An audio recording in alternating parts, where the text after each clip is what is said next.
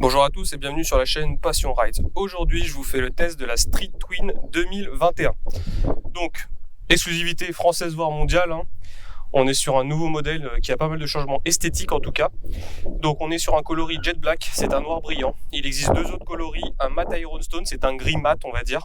Assez difficile à expliquer en vrai, il faut voir sur des photos ou en vidéo. Et un Cobalt Blue. Le Cobalt Blue existait déjà dans la gamme Triumph, c'était un bleu qui était utilisé sur le Scrambler 1200 XE. Donc au terme des nouveautés cette année, on a des nouvelles jantes qu'on retrouve ici. Ensuite on a des nouvelles pattes de phare en aluminium. On a les badges latéraux avec cette petite grille, ici. Et on a le corps papillon ici, le cache papillon qui est une nouvelle pièce en aluminium aussi. La couleur du ressort aussi à l'arrière est changée. Donc elle est grise, avant elle était noire. Et ensuite on a une nouvelle selle, donc beaucoup plus confortable, beaucoup plus épaisse. Le revêtement a changé, avant on était sur de l'Alcantara ici. Et maintenant on est passé sur du cuir. La selle est bien plus épaisse, voilà. La hauteur de selle c'est 765 mm. Sinon pour le reste, en partie esthétique, pas grand chose de nouveau.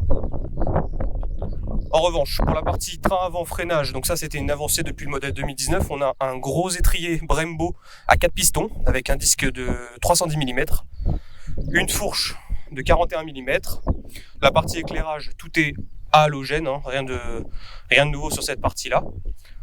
Le compteur, pareil, c'était pareil que sur 2019, ils ont rajouté un badge Bonneville ici. Et dans l'écran que je vous montre juste après, ils ont rajouté des modes de conduite, donc un mode pluie et un mode route aussi. Voilà. Elle est compatible avec la norme Euro 5, bien entendu. Pour le réservoir, nous sommes en présence d'un réservoir de 12 litres de contenance. Toujours pareil, ça n'a pas changé.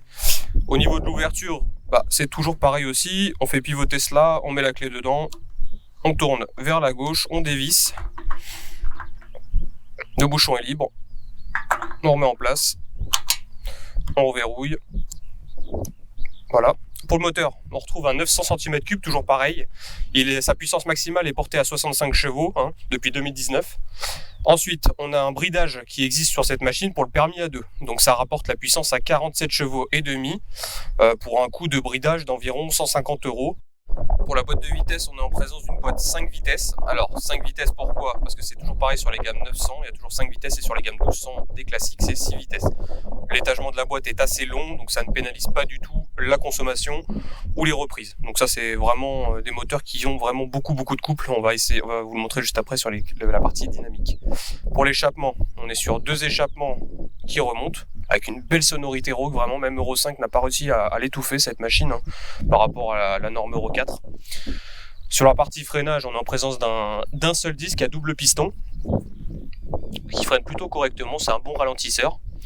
Les jantes encore une fois nouvelles, les pneus par contre sont inchangés, on est toujours sur des Pirelli Phantom Sport qui sont plutôt bons sur le sec, sur le mouillé ça laisse à désirer. En partie arrière on a un feu à LED Triumph avec l'inscription Triumph en plein milieu, des ampoules classiques halogènes et la plaque d'immatriculation. La transmission se fait par chaîne et on a deux amortisseurs gris réglables en précharge. Pour la selle, elle s'ouvre ici, vous tournez la clé vers la gauche, vous saisissez la selle. Hop. Ce qu'on retrouve sous la selle, les papiers de la moto, bon ça c'est un prêt de Triomphe Montlhéry et Triomphe Cognères.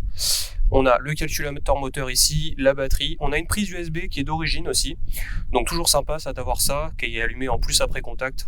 Il suffit simplement de brancher son câble, le faire passer à travers la moto et le faire ramener au bidon pour brancher comme j'ai ici un smartphone ou un GPS. Pas de surcoût par rapport à ça, c'est bien sympathique. En ce qui concerne les commandes, donc ici vous avez le bouton information, les clignotants, l'avertisseur sonore, les modes de conduite. Derrière vous avez l'appel de phare, le réglage des écartements de levier, donc d'embrayage comme de frein. On étire le levier et on tourne à molette pour régler l'écartement. Ici on a le coupe-circuit, le démarreur, les feux de détresse. On est en présence d'un accélérateur électronique aussi, ça a son importance, je vous explique juste après. Au niveau du tableau de bord, on a ici les clignotants avec les feux de détresse, les pleins phares ici, le rapport neutre ici, votre vitesse, tous les voyants qui sont en rapport avec la conduite. Ensuite en bas à gauche vous avez la jauge à essence, le rapport engagé. Ici, on est en présence du contour et ici, le mode de conduite qui est tout le temps affiché. Je vais vous faire défiler les informations avec ce petit bouton là. Donc là, le contour, le traction control, c'est l'anti-patinage de la moto, cette série. Il est activé par défaut de toute façon. On peut le désactiver très simplement en appuyant longuement sur le bouton. Ici, ça passe en off et ici, vous avez l'icône du traction control qui est barré pour vous dire qu'il est désactivé. On le réactive en restant appuyé sur le bouton. On a le kilométrage de la moto, le trip partiel 1, le trip partiel 2, la consommation instantanée, la consommation moyenne, l'autonomie en nombre de kilomètres par rapport à ce que vous avez dans votre réservoir, l'heure et le contour. Les modes de conduite, c'est très simple. Pour changer de mode, on appuie dessus. Ça passe de rain à road. Ça agit notamment sur l'ABS, sur la réponse de l'accélérateur électronique et sur la réponse de l'anti-patinage, bien entendu. Je vais vous faire écouter la sonorité de la moto.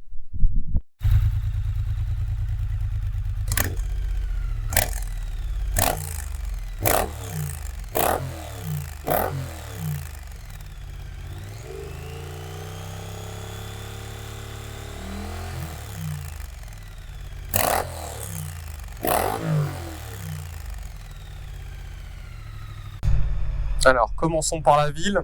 Donc la Street Twin est dans son élément, hein. C'est pour ça qu'elle s'appelle Street Twin. Première des choses, on est bien assis. La première chose que je remarque surtout, c'est le confort de la selle. On a vraiment une selle qui est plus épaisse qu'avant, donc c'est un peu une selle de T100. Et effectivement, le confort est vachement meilleur, surtout au niveau de l'assise. Au niveau de la position de conduite, on est assis assez droit quand même. Le guidon est un petit peu large, donc ça va. En revanche, la hauteur de selle est vraiment très très accessible. On est à 765 mm. C'est un petit peu plus haut de 1,5 cm de mémoire par rapport à l'ancienne Street Twin qui avait une selle un peu plus plate mais beaucoup moins confortable. Et bon, j'ai pas senti la différence. Je pose les deux pieds au sol sans aucun problème avec mon 1m70 m.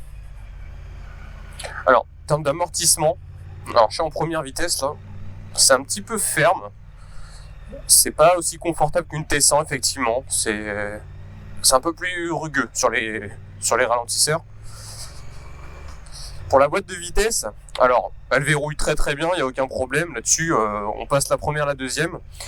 Le seul truc auquel il faut faire attention, c'est l'étagement de la boîte, parce que c'est une boîte qui a 5 rapports et qui est étagée assez longue. Donc en fait, à basse allure comme ça, on évolue en première tout le temps. Je dirais jusqu'à 30 km/h à peu près, parce que c'est compliqué de passer la 2 en ville. Vous voyez, là je suis en première, je peux pas passer une 2 comme sur d'autres machines. Donc là je me laisse aller sur le couple, hein. Là on a 1500 tours minute à 20 km/h.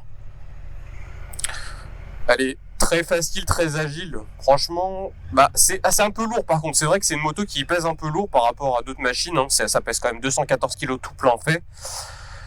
Il faut pas oublier que c'est un 900 cm3 aussi, qu'il y a 12 litres de réservoir, plus les fluides, donc le liquide de frein, le liquide de refroidissement et autres.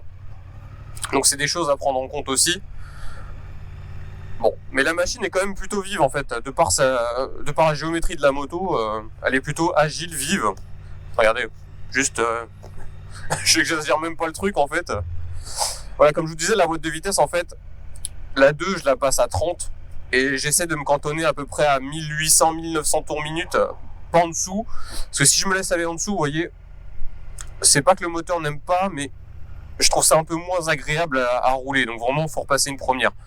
Donc quand on évolue à basse vitesse en ville, il faut rester en première le plus souvent possible jusqu'à 30 km/h. Et passer la 2 à partir de la 30. Alors la commande d'embrayage, elle est super souple. C'est un embrayage assisté. Donc non seulement c'est réglable en écartement pour les deux leviers, mais là pour le coup aussi c'est vraiment facile à appuyer dessus. Vraiment on se fatigue pas du tout. Il y a des embrayages qui sont vachement plus durs à actionner au quotidien, donc ça pour la ville c'est parfait. Les commandes en règle générale sur les clignotants, il y a un bon retour d'information, hein, ça verrouille, c'est-à-dire qu'il y a une résistance quand vous appuyez sur le clignotant. Pas comme sur la Trident que j'avais testé précédemment, j'ai trouvé ça un petit peu dommage d'ailleurs sur la Trident, mais là c'est une commande classique, hein. Donc la position est vraiment très confortable je trouve. L'assise franchement, je le répète, c'est vachement mieux qu'avant. Au niveau des rétroviseurs, ça n'a pas changé, on est sur des rétroviseurs ronds de base, on voit très bien dedans. La rétrovision est très bonne, j'ai réglé pour moi. Je vois un petit peu mes coudes, l'extérieur de mes coudes, entre guillemets, et de mes avant-bras. Mais sinon, en fléchissant comme une position de conduite normale, on voit très bien derrière nous, sans aucun problème, la rétrovision est vraiment bonne. Donc je vais essayer de me faufiler un petit peu. Hop, voilà. Alors, donc je le répète et je vous montre à l'arrêt. Donc là, je pose mon pied gauche au sol, mon pied droit aussi. Vous voyez, j'ai aucun problème pour toucher des deux côtés en même temps. C'est vraiment très accessible. Je pense que c'est une moto qui peut s'adresser aussi aux femmes, jusqu'à peut-être 1m55 grand minimum. Après, il faudra voir au niveau de la selle, il faut peut-être la faire creuser. On perdra en confort cette fois-ci, mais du coup, elle sera plus accessible. Donc, petit gabarit jusqu'à 1m60, c'est sûr. Pas de problème du tout pour poser les pieds au sol. Un seul, du moins, en tout cas. En dessous, c'est à voir, il faut aller en concesse. La prise d'info, elle est super bonne, on peut tourner la tête. Et franchement, la moto est bridée en permis à 2 là. Elle fait 47 chevaux et demi. Et le couple qu'elle a, c'est assez dingue. Regardez. Je suis en 2. Je joue même pas en grand. Le freinage aussi est pas mal. Le Brembo, il freine vraiment fort. Là, franchement, on est sur le simple disque, comme je vous ai montré au début. C'est plutôt pas mal. Le feeling est bon aussi, il n'y a pas trop de zones mortes, vous voyez. À peine je lèche le frein, il est toujours bien répondant.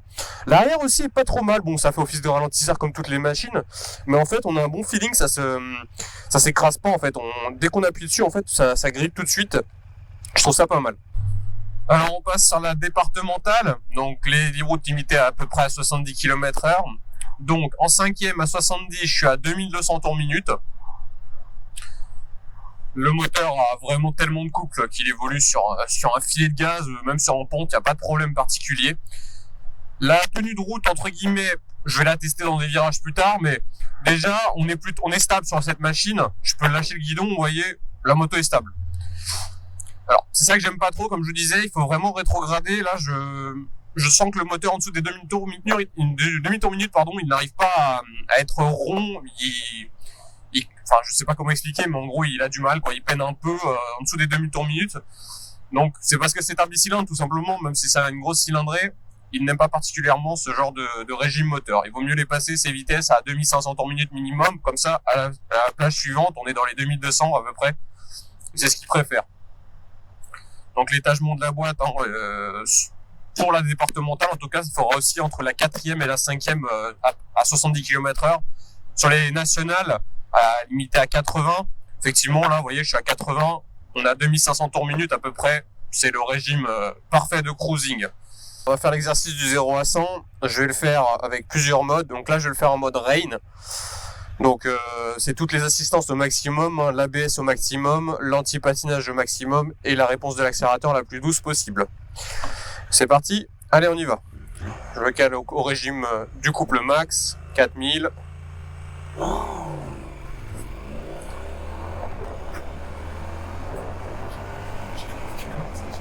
Hop.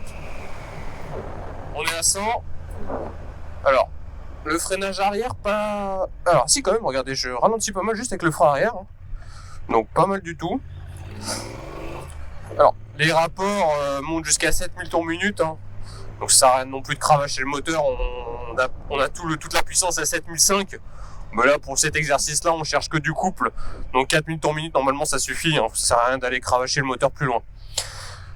On va faire un petit exercice de demi-tour. Donc, je me cale, je vous remonte quand même que je touche bien les deux pieds au sol. Je suis au bord de la route. Je vais braquer le guidon à gauche complètement. Je vais regarder où je vais aller. J'y vais tranquillou. Tac. Bah, pile poil dans la route. Donc ça braque bien. Ça fait 6 mètres d'angle de braquage à peu près, même un peu moins. Donc voilà. On va recommencer. Cette fois-ci, je vais le faire en mode road, pardon. Donc j'appuie sur le bouton, j'ai changé de mode. On passe la première, on accélère et on y va.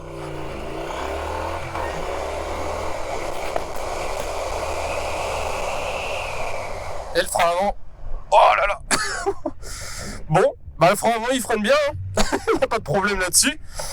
Et un dernier exercice en déconnectant l'anti-patinage, donc en mode information ici, je vais sur le traction control, il est sur on, je reste appuyé sur le bouton, il passe en off, l'icône du traction control est éteinte.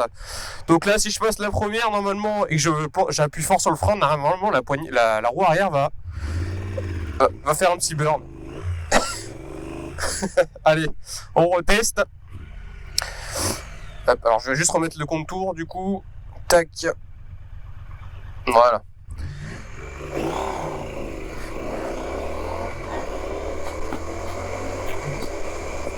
Ouais, ça. Bon, dans ces conditions-là, il faut avouer que le traction control il sert pas trop, hein, parce qu'il fait beau, les pneus étaient bien chauds. Donc franchement, ça sert pas à grand chose de le désactiver de toute façon. C'est bien de l'activer de toute façon parce que ça laisse une sécurité au cas où il y aurait des choses glissantes sur la route qui vous prendraient pas, pardon.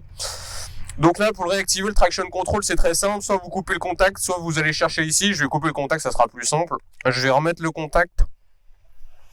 Je chope l'embrayage pour démarrer, j'appuie. L'anti-patinage s'est remis automatiquement, vous voyez. C'est très bien, c'est sécurisé au moins.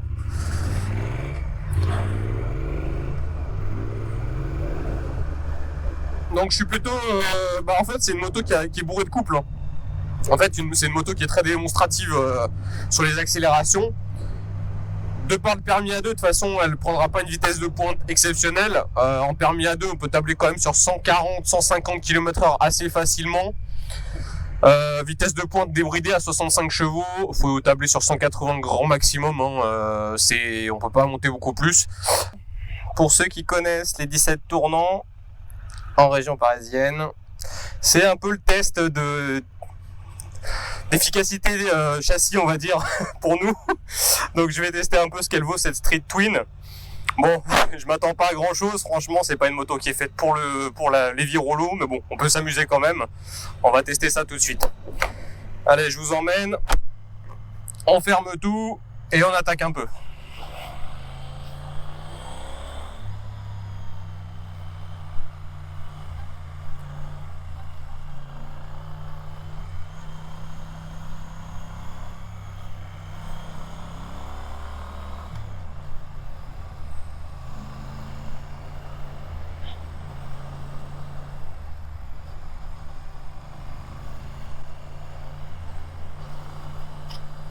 Ah, ça frotte un peu. Ah, ça frotte aussi de ce côté. Ah, là aussi. Bon, la garde de sol, c'est pas ça. Hein. Ouais, allez. C'est sympa quand même. Hein. Hop. Bon, j'essaie de déhancher un peu parce que... Voilà. Bon. Bon, bah voilà. C'était sympathique, hein. Pas mal du tout, c'est rigolo. Bah franchement ça sert, c'est pas pour ça sert pas à ça cette moto, mais franchement on s'amuse bien avec, hein, franchement. C'est rigolo. Sur l'autoroute là, on est sur des régimes un peu plus élevés au niveau du régime moteur bien entendu. Donc en 5ème vitesse on est à 3600 tours minute, à 110. À 120 on est à 3800. Et on est dans les 4000 tours minute à peu près à 130. En termes de consommation. Donc, je peux vous dire déjà que la moto consomme à peu près 4,5 litres en mixte, donc en faisant un peu de ville, un peu de départemental et un peu d'autoroute, bon, de manière un peu soutenue quand même, hein, je me suis pas traîné. Donc, on peut tabler entre, 4,5 c'est la moyenne. Sur les grandes routes, donc à 80 km/h, on peut descendre à 3 litres 5 au 100. En ville, on est dans les 4 litres. Et sur autoroute, on peut monter à 4 litres 5 litres. Non, 5 litres, c'est quand même exagéré, c'est en roulant vraiment très haute vitesse, mais à 4,5 litres à 130 à peu près. Donc voilà, c'est une machine qui est plutôt économique à l'usage, sachant que vous avez un réservoir de 12 litres. Si on tape sur 4 litres au 100, parce que c'est ce qu'on fait en règle générale avec cette moto, vous avez une autonomie maximale de 300 km en vidant le réservoir, donc 4, 8, 12 hein, forcément. Mais on va jamais vider le réservoir, on fait le plein bien avant. En tout cas, on peut faire largement 200 km grand maximum, grand minimum, je veux dire, 200 km, c'est en étant vraiment en train d'arsouiller tout le temps. La bonne moyenne, c'est 250 km d'autonomie en tout cas. Ce qui est plutôt correct, hein, franchement, c'est ce qui se fait sur le marché pour toutes les motos. Donc voilà, les 12 litres de réservoir sont vraiment suffisants. En termes de fiabilité d'entretien, donc la fiabilité de toute façon, elle est au rendez-vous, c'est un modèle qui est utilisé depuis 2016 dans la gamme Triumph. Le moteur est hyper connu de toute façon. Donc là-dessus, il n'y a vraiment aucun souci. De toute façon, la moto elle est garantie 2 ans, kilométrage illimité. Donc tout est pris en charge de toute façon. Ensuite, l'entretien en lui-même, il coûte vraiment pas cher du tout. Donc sur ce type de machine, déjà la première révision elle est à 1000 km. Ensuite, toutes les révisions c'est tous les 16 000 ou tous les ans. Avec un coût de révision qui oscille à peu près dans les 200 euros. Entre 200 et 220 euros, ça dépend. Et franchement, bah, c'est comme toutes les autres motos, il faut changer le liquide de frein tous les 2 ans, le liquide de refroidissement tous les 3 ans. Donc très sincèrement, c'est une machine qui va pas vous coûter grand chose en entretien. Qu'est-ce que je pense de cette Triumph Street Twin 2021 ? Bah en fait, il y a beaucoup d'améliorations. La partie esthétique, ça peut rester discutable. En revanche, pour le confort, c'est vrai qu'il y a eu un gros progrès qui a été effectué au niveau de la selle. Vraiment, donc c'est une super machine. Les finitions sont là. Elle est super rigolote. La sonorité est exceptionnelle pour une moto qui est en Euro 5, franchement, je comprends pas qu'ils arrivent à passer les normes avec ce genre de son. La moto est neuve, elle fait déjà une sonorité d'enfer et ça s'amplifie au fur et à mesure des kilomètres, hein, parce que les matériaux à l'intérieur des pots d'échappement se consument. Ensuite, le freinage, là-dessus, il n'y a rien à dire. Les modes de conduite aussi, je trouve ça vraiment très très bien quand on roule au quotidien. L'anti-patinage, c'est une valeur sûre aussi pour pas avoir peur en cas de dérapage, quand c'est un peu gras de l'arrière, si on a un peu trop de gaz, vu qu'il y a beaucoup de couple sur cette moto. Donc le moteur est vraiment bien, il répond super bien, il a énormément de couple. Alors ce que j'aime moins du coup, c'est les pneus. Les pneus avant, c'est vraiment... pneus avant, pneus arrière, pardon, c'est vraiment... pas bon, j'aime pas du tout le feeling qu'ils ont, c'est Pirelli Phantom Sport. Donc si je peux vous conseiller quelque chose, c'est de changer la montre de pneumatique si vous roulez par tous les temps. Si vous roulez que par beau temps, ça posera pas de problème, et le feeling par contre je le ressens pas trop, je sais pas trop où j'en suis. Ce que je n'aime pas trop aussi, c'est l'étagement de la boîte de vitesse. Il est un petit peu trop long à mon goût, ce qui fait qu'en ville, on reste souvent en première pour de 0 à 30 km/h. J'aurais bien aimé une boîte un tout petit peu plus étagée courte, donc ça aurait été un peu mieux. Après, c'est mon ressenti en tout cas. Sinon, tout le reste est vraiment très bon, c'est une Triumph, hein. De toute façon, c'est les finitions, c'est une moto... Il n'y a rien à lui reprocher d'autre, mis à part ces 2 points de détail, vraiment la boîte qui est un peu trop longue et les pneus qui sont pas bons pour moi en tout cas, je ne les aime pas. Donc, merci d'avoir regardé cette vidéo. N'hésitez pas à liker, commenter, partager la vidéo et surtout à vous abonner à la chaîne parce qu'en fait c'est gratuit et ça permet surtout de faire évoluer la chaîne et ça montre de l'intérêt en fait. Donc plus on a d'abonnés en fait sur YouTube et plus on est influenceur et ça permet aux marques en tout cas de me contacter pour faire d'autres tests, d'autres machines. Et ça c'est important. Voilà. Je vous souhaite une bonne route à tous et n'hésitez pas à me partager dans vos commentaires ce que vous avez ressenti de mon test. Bonne journée à tous, salut!